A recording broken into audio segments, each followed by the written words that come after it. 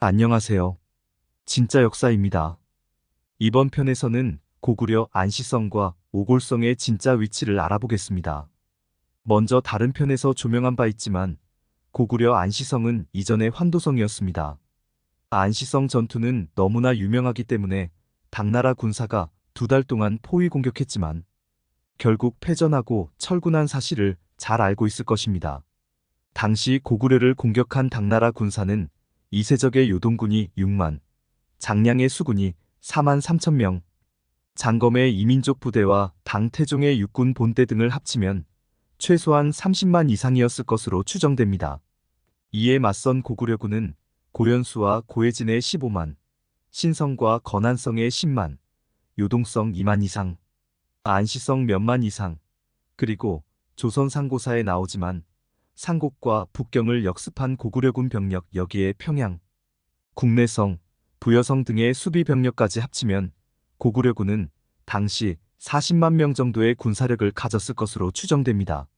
당시 당나라 군사의 공격로를 보면 이세적이 요수를 건너 동쪽으로 현도성, 신성을 공격했지만 함락에 실패하고 이후 서쪽으로 회군의 계모성을 공격한 후에 요동성으로 집결합니다.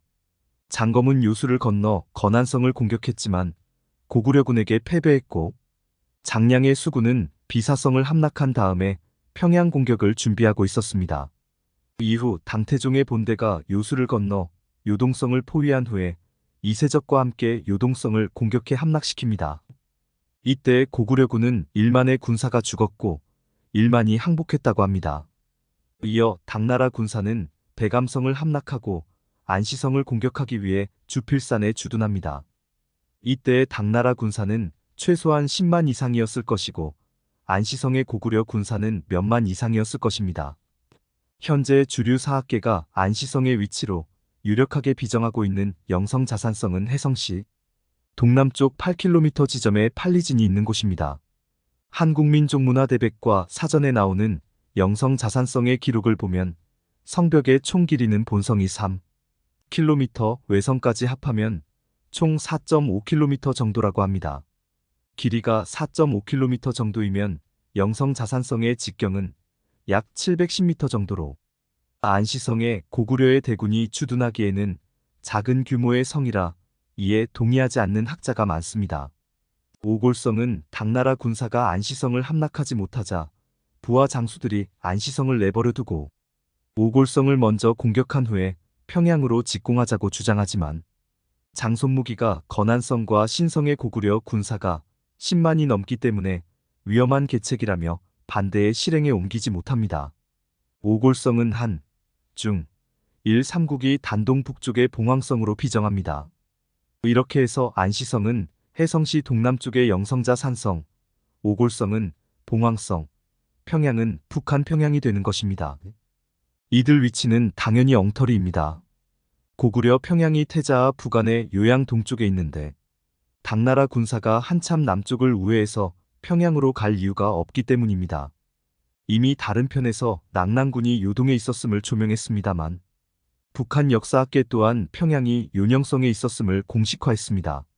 북한은 일제 사관을 벗어나고 있지만 우리는 여전히 엉터리 역사를 고수하고 있는 것입니다. 그러면 사료를 통해 안시성과 오골성의 진짜 위치를 알아보겠습니다. 먼저 대명일통지와 독사방여기우는 계주위가 요양 남쪽 240리에 있고 안시성은 계주위 동북 70리라고 했습니다. 이러면 안시성이 요양성 남쪽 약 170리 일대에 있는 것이 됩니다. 독사방여기우는 비사성이 요양 남쪽 120리에 있다고 했으므로 안시성이 비사성보다 남쪽에 있는 셈입니다. 이는 안시성에 고전하던 당나라 장수들이 비사성에 주둔하고 있던 장량의 군사를 부르면 이틀 밤에 올 수 있다는 기록으로 보아 비사성은 안시성의 북쪽에는 있을 수 없기 때문에 대명일통지와 독사방여기우의 기록이 엉터리인 것을 알 수 있습니다. 또한 독사방여기우의 주필산이 계주위의 동쪽에 있다 라고 했습니다. 본래 주필산은 요동성과 가까운 요양에 있었는데 독사방여기우는 주필산을 훨씬 남쪽인 계주위에 위치시켰으니 안시성의 위치도 자연스럽게 남쪽으로 내려온 것입니다. 무경총요 북변지리 요동조에는 주필산은 동경의 동북에 있다. 고했고 추리도에는 동경 동쪽에 주필산이 나옵니다. 본래 거란 동경은 현 윤영성 요양입니다. 그런데 무경총요는 안시성을 동경으로 보았습니다. 추리도 또한 무경총요의 인식을 반영해서 동경이 안시성이라고 한 것입니다. 요사 지리지에서 동경이 요양이라고 했으므로 거란 동경은 요양이 확실합니다. 무경총요와 추리도에서 언급한 동경이 안시성인 것을 전제로 해도 안시성 위치를 찾는 것은 큰 문제가 없습니다. 그리고 대명일통지와 독사방여기우는 요양에서 안시성까지의 거리가 170리라고 했지만 요사 지리지는 안시성이 요양에서 남쪽으로 60리에 있다고 했습니다. 대개 사서의 기록이 엇갈리면 그 이전의 기록이 신뢰성이 더 있습니다만 다른 기록을 통해서 어떤 기록이 맞는지 확인해 보겠습니다. 자치통감단기 태종조의 당태종은 안시성에서 패배한 후에 철군하는데 그 날짜가 645년 9월 18일입니다. 이후 9월 20일에 요동성에 도착하고 9월 21일에 요수를 건넙니다. 이 기록에서 안시성에서 요동성까지 가는데 이틀이 걸렸음을 알 수 있습니다. 통전과 독사방여기우에서 요동성은 요양의 북쪽 70리이고 요사 지리지에서 안시성은 요양 남쪽 60리에 있다고 했습니다.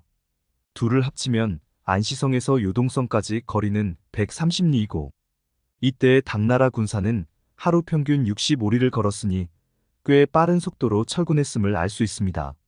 만약 안시성이 독사방여기우의 기록대로 요양 남쪽 170리에 있었다면 안시성에서 요동성까지는 약 240리나 됩니다.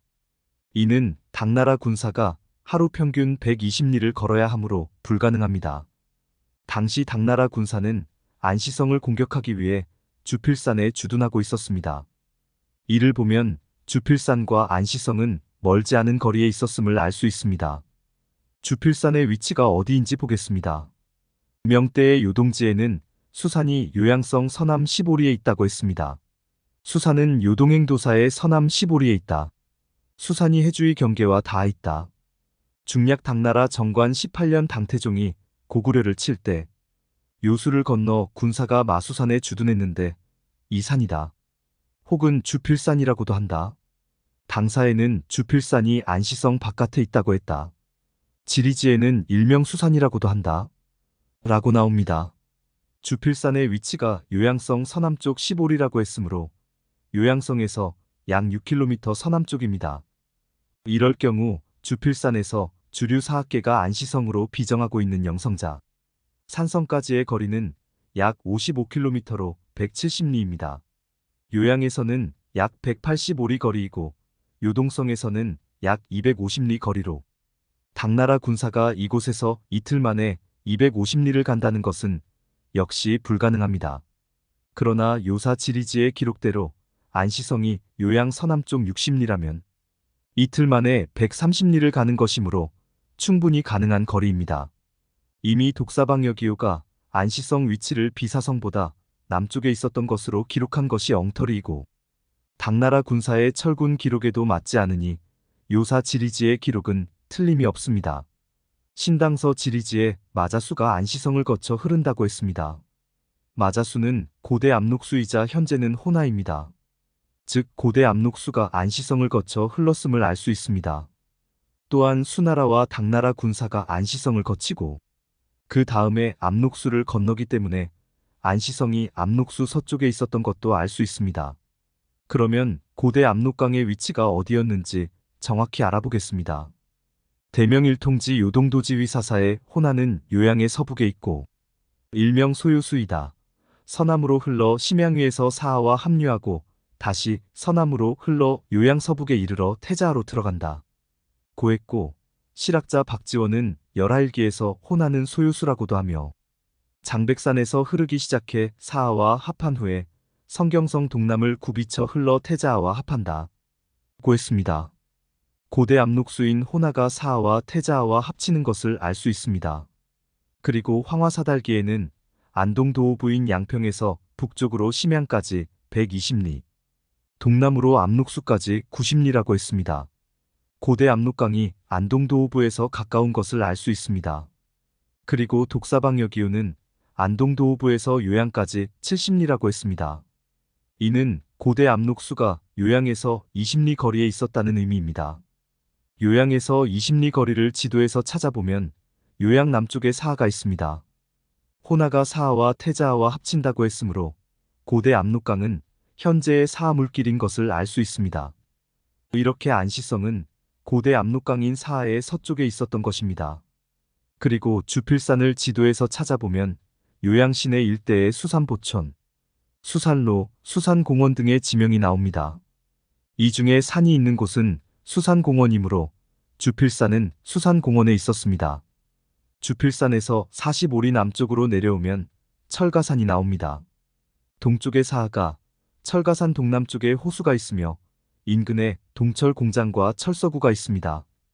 철가산은 그곳에 철이 나기 때문에 이름 지은 것으로 보이는데 요사 지리지 동경도 계주진국 군조에 철주 건무군에 자사가 있다.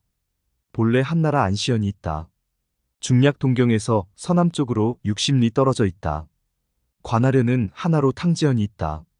고했고 명나라 때의 송문원 통고에도 철주는 본래 안시현이다. 라는 내용이 나옵니다. 이 기록들에서 안시성은 철주이며 철이 나는 곳임을 알 수 있고 철가산은 여기서 유래했을 것입니다. 그리고 안산시의 안은 안시성의 안과 글자는 다르지만 안시성에서 안산의 이름이 나왔을 것으로 추정할 수 있습니다. 또한 탕지현이 있다고 했는데 탕지는 본래 철가산 동남쪽에 위치한 호수일 것입니다. 요양에서 60리의 거리 기록에도 맞고 철가산 동쪽에 압록수가 있기 때문에 모든 조건이 안시성이 철가산에 있었음을 말해줍니다. 지도를 보면 철가산이 동서로 길게 뻗어 있습니다. 안시성은 철가산 어디에 있었는지 다른 기록을 통해 알아보겠습니다. 양서동이열전 고구려조에 고구려는 요산이 있고 요수가 그곳에서 흘러나온다. 그 나라의 왕도는 환도산의 꼬리 부분에 있다. 고 했습니다. 이미 고찰했지만 환도는 안시성입니다. 철가산의 꼬리 부분이라고 할 수 있는 곳은 철가산 서쪽 사면이나 동쪽 사면입니다. 무경총요 북변지리 요동조에는 주필산은 동경의 동북에 있다.